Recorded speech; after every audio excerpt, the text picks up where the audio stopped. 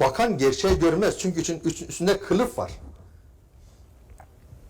Bu da birilerinin işine geliyor. Allahu Teala fi kitabil kerim. Euzu billahi mineşşeytanirracim. Bismillahirrahmanirrahim. Ve la telbisul hakka bil batil ve tektumul hakka ve entum ta'lemun. Sadakallahul azim ve bellagana rasulun nebiyyül kerim. Alemlerin Rabbi olan Allah'a hamdolsun. Resulümüz Hazreti Muhammed Mustafa'ya, ehli beytine, ashabına selat ve selam olsun. Değerli dostlar, bugün 27 Şubat 2026 miladi, 9 Ramazan 1447 Hicri Cuma. Cumamız, günümüz, geleceğimiz mübarek olsun. Bugünümüz dünümüzden, yarınımız bugünümüzden, ahirimiz evvelimizden, ahiretimiz dünyamızdan daha hayırlı olsun inşallah. Değerli dostlar, yukarıda okuduğum ayet-i kerime, hutbemin serlevha ayeti, Bakara suresi 42. ayet, hakkı batıl ile karıştırmayın ve bildiğiniz halde hakkı, gerçeği gizlemeyin. Öncelikle hak kelimesinin ne anlama geldiğine bir bakalım. Kur'an-ı Kerim'de yaklaşık 280 yerde geçen hak kelimesi mani olarak sabit olmak, gerçekleşmek, layık olmak, değerli olmak, değişmez gerçek, meşru hak ve adalet anlamlarına gelir hak kelimesi Kur'an'a göre. Kur'an'daki kullanımlarına baktığımızda Hac suresi 6 ve Lokman suresi 30. ayetlere göre hak bizzatihi Allah'ın kendisidir. İsra suresi 105 ve Bakara suresi 176, hatta Kehf suresi 29. ayetlere göre hak Kur'an'dır, yani vahiydir. Nisa suresi 58, En'am suresi 152 ayetlere göre hak, adalet ve hukuk anlamındadır. Nebe suresi 39, Furkan 26 ve Yunus suresi 4. ayetlere göre ise ahiretteki hesap, oradaki hesabın karşılığı anlamında kullanılmıştır. Bu ayetler bağlamında baktığımızda alemlerin Rabbi olan Allah bizzati haktır. O halde hak olan Allah'ın hakkını teslim etmek lazım. Hak olan Allah'a şirk koşmamak lazım. Hak olan Allah'tan başkasından şefaat beklememek lazım. Çünkü şefaatin yetkisi de, şirk koşulmaması gereken merci de bizzati hak olandır. O da Allah'tır. Ben şefaat konusuna, Allah'tan başkasından şefaat bekleme konusuna ahlaki bir gözle bakıyorum. Allah'tan başkasından şefaat beklemek, şefaat beklediğinin merhametini Allah'ın merhametine tercih etmektir ki bu çok büyük bir ahlaksızlıktır. Aslında bu ahlaki bir sorundur. Dolayısıyla hak olan Allah'ın hakkını teslim etmek lazım. Hak olan vahiy ve o vahiy bize bildiren elçinin kendisi de haktır. O halde hak olan elçinin hakkını da teslim etmek lazım. Hak olan elçinin hakkını teslim etmek, onun ahlakıyla ahlaklanmaktır. Onun örnekliğiyle yaşamaktır. Ama onun örnekliği suyu 3 yudumda içmek değil. Tabağın dibini parmağıyla yalayıp sıyırıp sonra parmağını yalamak da değil. Sakalının boyu şu kadar olsun, o da değil. Bir zamanlar bir işidimiz vardı. Değil mi? Sakalın kısalığı yüzünden insanları öldürüyordu. Ne diyordu adama? Sakalsızlar bitti onlar. Zaten onların boynu gidiyor. Sakalı kısa olanlar bile Allah Resulüne göre sakal bir tutam olması lazım. Senin sakalın bir arpa boyu 1 santim. Dolayısıyla sen Resulullah'a karşı gelmiş oldun. Sünneti terk ettin. Sünneti terk etmek Resulullah'a karşı gelmektir. Resulullah'a karşı gelmek Allah'a karşı gelmektir. Allah'a karşı gelmek kafir olmaktır. Ölüm. Evet. Bunlar yaşandı yani. Halbuki Allah Resulü'nü örnek kabul etmek siyasette, adalette, liyakatte, istişarede, ekonomide, hukukta, aile hayatında, eğitimde örnek almaktır.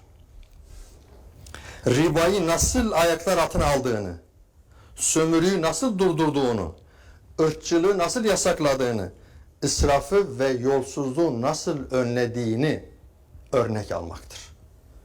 Resulün hakkı böyle teslim edilir. Hak olan Resulün. Emanetleri ehline vermek ve insanlar arasında adaletle hükmetmek haktır. Ölçü ve tartıyı dengeli yapmak haktır. Akrabaya, yoksula ve yolcuya yardım etmek haktır. Dolayısıyla hakkı savunan her bir insan bu hakkın gereğini bizatihi yerine getirmeli. Gelelim batıla. Batıl ne demek? Çünkü ikisinin bir karşılaştırmasını yapacağız. Okuduğumuz ayette ne demişti? Hak ile batılı birbirine karıştırmayın. Aslında bu karıştırma kelimesi, ben böyle itiraf edeyim, çok böyle Arapça dil edebiyatına vakıf birisi değilim. Ama orada çok önemli bir ifade var. وَلَا تَلْبِسُ الْحَقِّ Hakka elbise giydirmeyin diyor. Libas. Yani hakka kılıf giydirmeyin. Eğer gerçeğe kılıf giydirirseniz o gerçek olmaktan çıkar. Bakan gerçeği görmez çünkü üstünde kılıf var. Bu da birilerinin işine geliyor, gerçeğin üzerine kılıf çekip sunmak. Siz o kılıfı almak istediğiniz zaman din düşmanı oluyorsunuz. O gerçeği örten o libası çekip çıkarmak istediğiniz zaman Kur'ancı oluyorsunuz. Sünneti inkar etmiş oluyorsunuz. Ama o kılıfın altındaki üzerine örttüğünüz o kılıf o rivayettir, hikayedir, rüyadır. O altındaki gerçek de vahiydir, haktır, Resul'dür. Resul'ün örnekliğidir. Onu kapatmışsınız. Bu telbüsü ifadesi çok önemli. Gerçeğin üstünü kapatmak. Bir insan elbiseyle kapanırsa, nasıl ki vücudu görünmüyorsa, hakkın üzerini de batılla kapattığınız zaman elbise giydirmiş gibi oluyorsunuz ayet-i kerimeye göre. Batıl, Kur'an'da 25 ayette geçen mana olarak boşa çıkmak, geçersiz olmak, dağılıp yok olmak, temelsiz olmak, hükümsüz kalmak ve içi boş olmak anlamlarına gelir batıl kelimesi. Kur'an'daki kullanımlarına baktığımızda İsra 81 ve Şura 23. ayetlere göre hakikate dayanmayan inanç, meşruiyeti olmayan hüküm, kalıcı olmayan yapı ve sonuç üretmeyen bir iddiadır. Yine Kur'an'a göre batıl, doğru gibi görünen ama özünde yanlış olan. Fayda sağlıyor gibi görünen ama adaletsiz olan. Dini söylemle söylenmiş olan ama ilahi dayanağı olmayan eylem ve söylemlerdir batıl. Demek ki batıl çoğu zaman hak kisvesine bürünmüş olarak gelir. Ve hakkı bilmeyen de, gerçeği bilmeyen de buna aldanmış olur ve o batılı istemsizce ya da isteyerek savunmuş olur. Değerli dostlar, en tehlikeli batıl açık inkar değil, hak görüntüsü verilmiş bir sapmadır. Ve hakkın içine karıştırılmış olduğu için kolay kolay da anlaşılamamaktadır. Hurafecilerin söylemeleri böyle değil mi? Bağlamından koparılmış bir ayet okuyor. Arkasından ne ediyor belirsiz Arapça bir metin okuyor. Ve bunda peygamberin dilinden o söylemiş gibi söylüyor. Sonra falan tarihte yaşamış, kendisi ona Evliya Gafs dediği bir insanın sözlerini Arapça olarak okuyor. O batılı gerçek gibi sunuyor ve maalesef binler, yüz binler, milyonlar da buna kanıyor. Bir başka sapma, yani batıl, Nahl suresi 116.'ya göre Allah'ın demediğini Allah adına demek. Hani diyor ayet-i kerime, dillerin uydurduğu yalanlarla şu helaldir, şu da haramdır demek. Mal kimin ise, mülk kimin ise, yetki kime ait ise, kainatın varisi kim ise, helal ve haram koyma yetkisi de ona aittir. Hiç kimse kendisine ait olmayan hakkında hüküm veremez. Hepimiz mirasçıyız. Hiçbir şey bizim değil. Bugün bizde olan dün başkasındaydı. Bugün bizde olan yarın başkasında olacak. Onda olan da bir başkasına geçecek. Demek ki bizim değil. Bizim olmayan hakkında şu helaldir ya da haramdır deme lüksümüz yok. O kararı ancak şari olan Allah verir. Evet. Bu durum sadece bir hata değil. Uydurulan yalanları Allah'a nispet ederek batılı hakka karıştırmaktır. Bir başka batıl, makam, mevki, para ve güç devşirme uğruna kitleleri kontrol altında tutmak için kullanılan dini söylemlerdir. Fakir zenginden 500 yıl önce cennete girecek diyorsun. Bu sözü Allah Resulüne iftira ederek ağzına koyuyorsun Allah Resulü'nün. Sonra kendin kurşun geçirmez jiple geziyorsun. Ve korumalarla geziyorsun. Madem fakir 500 yıl önce cennete girecek, o fakirliği yaşa mübarek. Sen 500 yıl önce cennete gir. Söylediğine inanmıyorsun o zaman. Yakışmıyor. Evet, yakışmıyor. Madem cennete 500 yıl önce gitmek var, tercih et fakirliği.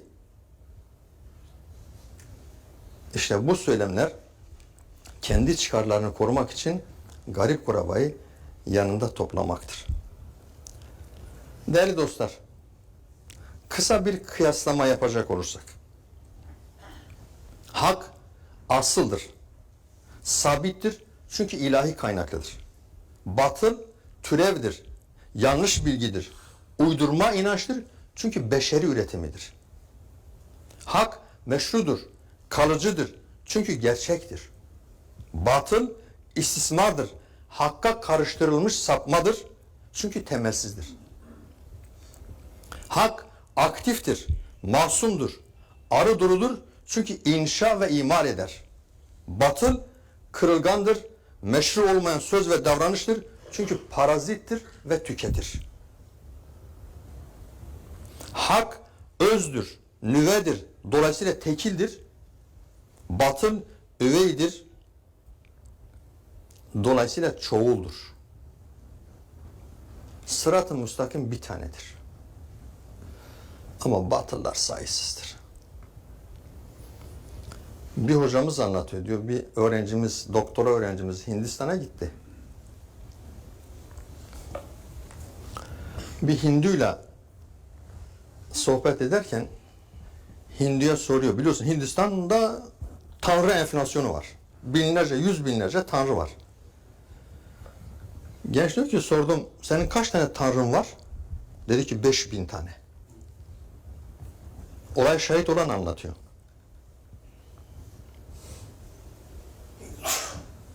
Ben de diyor adama Allah'ı tanıtmaya çalıştım.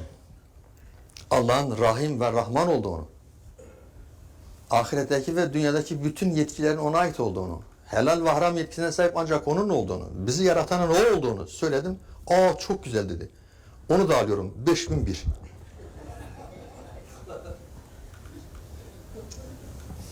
Onu da alıyorum. 5001 olsun. Batıl böyle bir şey. Değerli dostlar, eğer bir eylemde gösteriş veya çıkar beklentisi varsa, yani yapıldı, görüldü ve övüldü ise, kul hakkı ve adaletsizlik varsa, başa kakarak incitme varsa ya da merhamet yoksa o eylem batıldır. Yapıldı, görüldü, takdir edildi. Bu çok önemli bir şey değerli dostlar. Mesela biz camilerde minare yapma yarışına gireriz. Ben Diyanet'te yıllarca görev yaptım. Bazen müftü bey olmadığı zaman yerine vekaletle bakardık. Adam gelip diyor ki, hocam bir minare yaptıracağım ama bir şartım var. Oraya babamın adı yazılacak. Hani biz işte ilan ediyoruz falan camiye yardım edin Müslümanlar. İşte bir minarenin maliyeti şu kadar. Adam gelip diyor ki hocam hiç toplamayın. Babamın adını yazdırın, minareyi ben yaptırayım. Duyulsun ve takdir edilsin. Değerli dostlar, bir amelin batıl olması iyiliğin yapılmaması değil, iyiliğin ruhunu kaybetmesidir. Batılın yok olması için önce hakkın gelmesi lazım. Eğer ortada hak yoksa, batılın batıl olduğunu nasıl ispat edeceksiniz? Ya da nasıl onu hayatınızdan çıkaracaksınız? Önce hak gelmeli. Hak gelirse batıl zaten gider. Batıldan şikayet edenler, önce hak olun. Haklı olun. Haklının yanında olun. Haklının hakkını savunun. Batıl zaten yok olmaya mahkumdur. Kul ca'el hak ve zehakal batil innel batile kana zahuka. Hak gelir, batıl yok olur. Çünkü batıl zaten yok olmaya mahkumdur.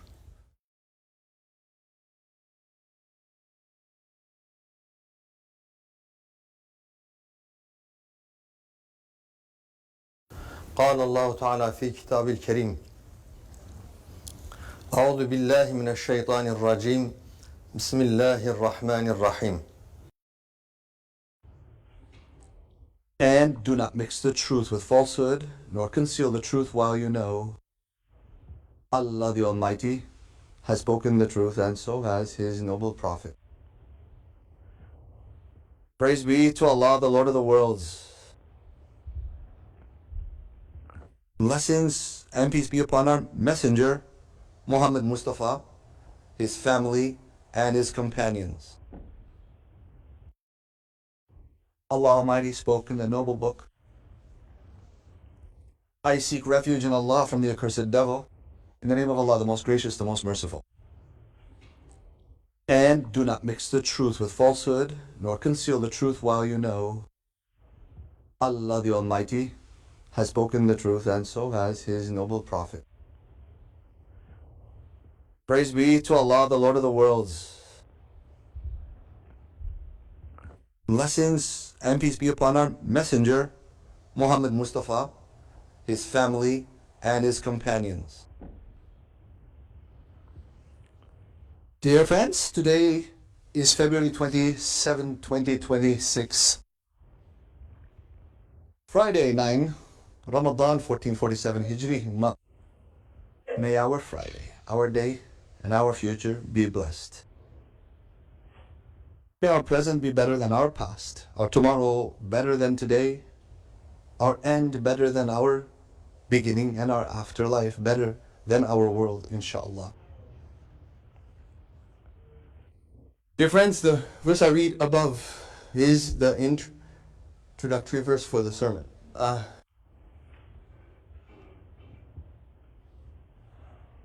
Surah Al-Baqarah, verse 42. Verse. Do not mix truth with falsehood, and do not hide the truth, the reality, while you know it.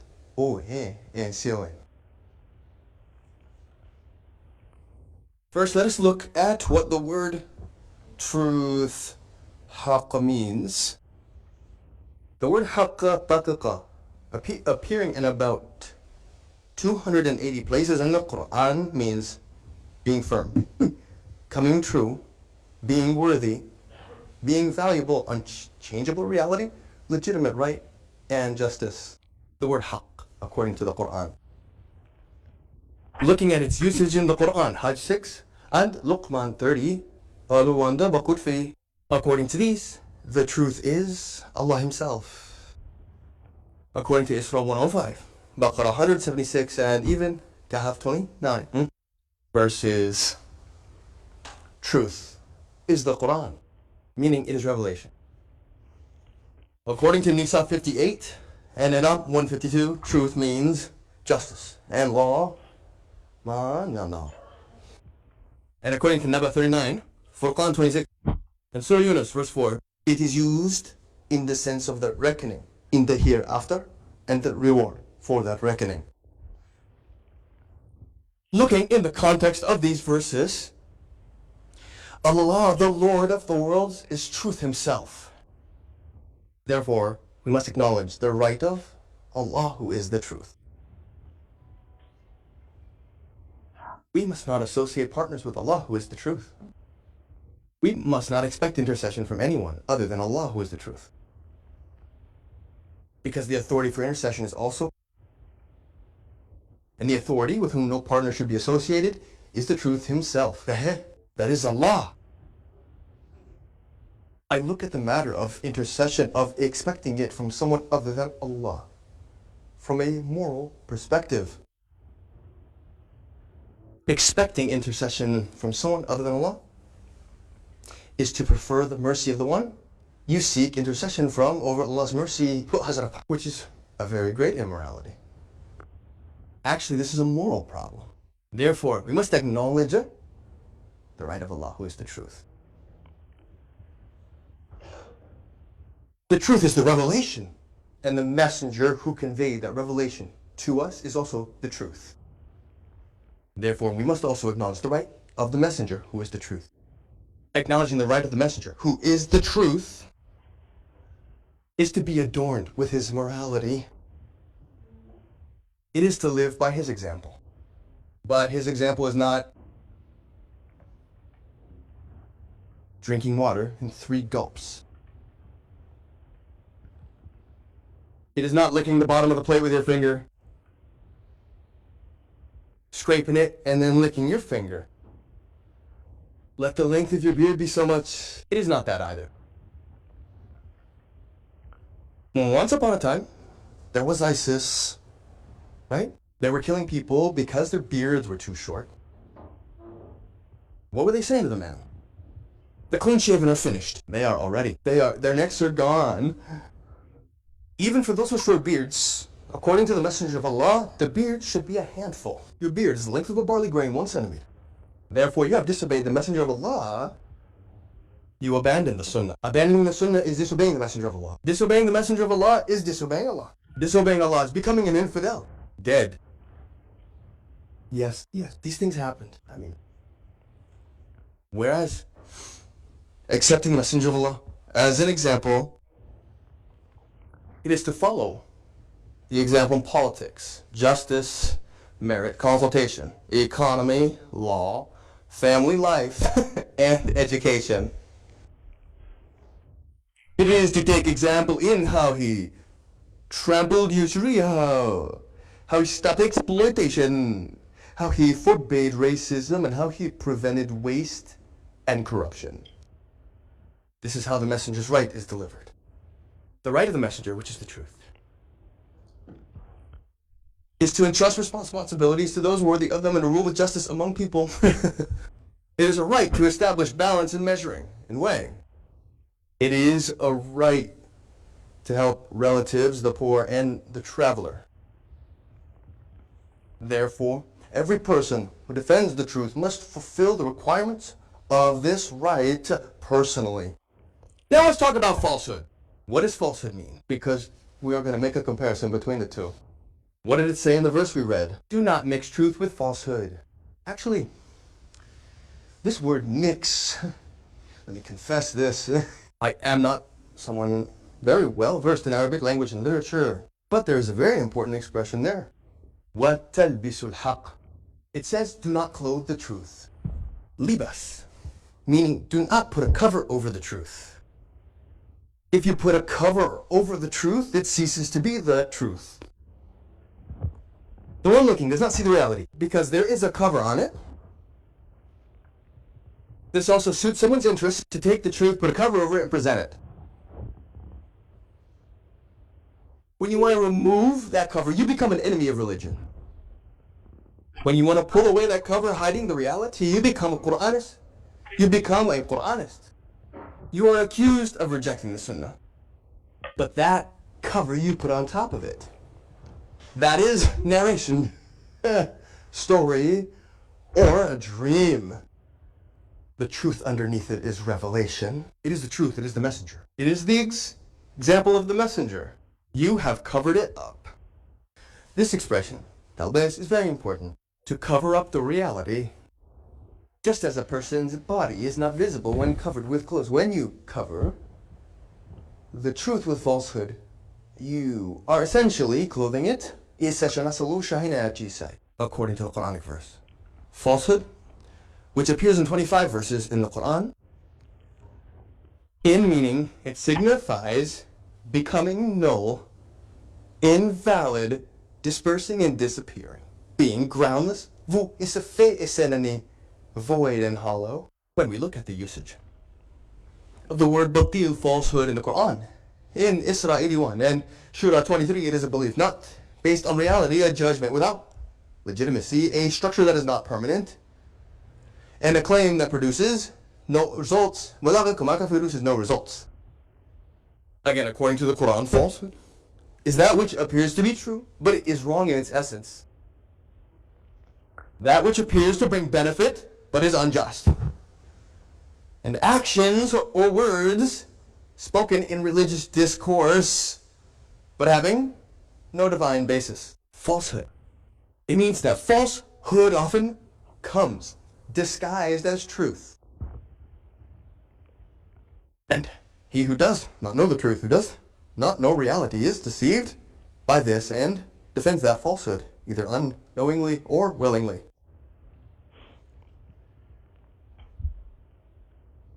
Dear friends, the most dangerous falsehood is not open denial, but a deviation given. The appearance of truth, and because it is mixed with truth, it cannot be easily understood. Isn't it like this with what the mythmongers say? He reads a verse taken out of context. Then he reads an Arabic text of unknown origin and presents it as if the Prophet himself said it. Then he lived at such and such a time. He reads in Arabic the words of a person he calls a saint or a sage. He presents that falsehood as truth, and unfortunately, thousands, hundreds of thousands, millions are deceived by it. Another deviation, that is falsehood, according to Surah An-Nahl 116, is to say what Allah did not say in the name of Allah. As the verse says, calling this halal and that haram with lies invented by tongues. To whom the goods belong, to whom the property belongs, to whom authority belongs, who the heir to the universe is. The authority to deem halal and haram belongs to him. No one can pass judgment on what does not belong to them. We are all heirs. Nothing is ours. What we have today belonged to someone else yesterday. What we have today will belong to someone else tomorrow. And what they have will pass to someone else. Therefore, it is not ours. We do not have the luxury to say this is halal or haram about what is not ours. Only Allah, who is the lawgiver, makes that decision. Yes. This situation is not just a mistake. It is mixing falsehood with truth by attributing invented lies to Allah. Another form of falsehood is religious discourse used to keep masses under control for the sake of gathering status, position, money, and power.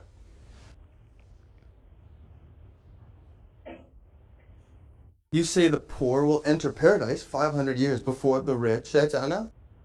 You slander the messenger of Allah by putting these words in his mouth. Then you go around in a bulletproof car and with bodyguards. If the poor are to enter paradise 500 years earlier, then live that poverty, bless you. You enter paradise 500 years early, then you don't believe what you are saying. It is not fitting. Yes, it is not fitting. If going to paradise 500 years early is a thing, choose poverty. These discourses exist to gather the poor and needy around to protect one's own interests. Dear friends, if we were to make a short comparison, truth is fundamental. It is fixed because it is divinely sourced. Falsehood is a derivative. It is misinformation. It is a fabricated belief because it is a human production. Truth is legitimate. It is permanent because it is real. Falsehood is exploitation. It is deviation mixed with truth because it is groundless. Truth is active. It is innocent. It is pure and clear because it builds and constructs. Falsehood is fragile. It is illegitimate word and behavior because it is a parasite and consumes. Truth is essence. It is the core. Therefore, it is singular. Falsehood is secondary. Therefore, it is plural. The straight path is one, but falsehoods are countless. A professor of ours tells this story. A student of ours, a doctoral student, went to India. While chatting with a Hindu, he asked the Hindu, there is inflation of gods in India. There are thousands, hundreds of thousands of gods. The young man says, I asked, how many gods do you have? He said, 5,001. The one who witnessed the event is telling this. He says, I also tried to introduce Allah to the man. I told him that Allah is compassionate and merciful, that all authority in the hereafter and in the world belongs to Him, that He is the only one who has the authority to deem halal and haram, and that He is the one who created us, and that He's the one. Oh, that's very nice, he said. I'll take that too. 5,000.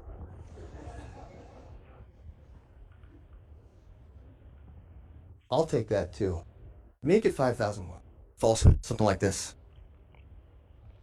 Dear friends, if there is showing off or expectation of gain in an action, that is, if it was done, seen and praised, if there is a violation of rights and injustice, if there is hurting by boasting, or if there is no mercy, then that action is falsehood.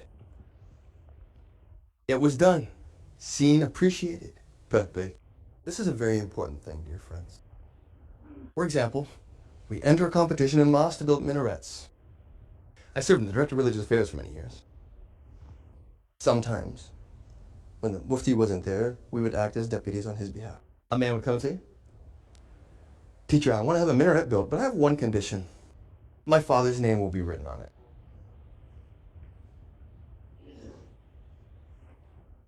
We make announcements asking Muslims to help the mosque. Here is the cost of a minaret. The man comes and says, Teacher, don't collect anything. Just write my father's name. I will have the minaret built. Let it be heard and appreciated. Dear friends, the invalidation of a deed is not about the good deed not being done. It is about losing the spirit of the good deed. For falsehood to vanish, the truth must first arrive. If there is no truth in the middle, how will you prove falsehood is false? Or how will you remove it from your life?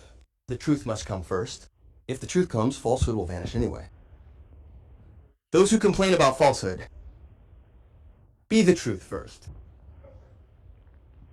Be right. Be on the side of the righteous. Defend the rights of the rightful. Falsehood is doomed to perish anyway.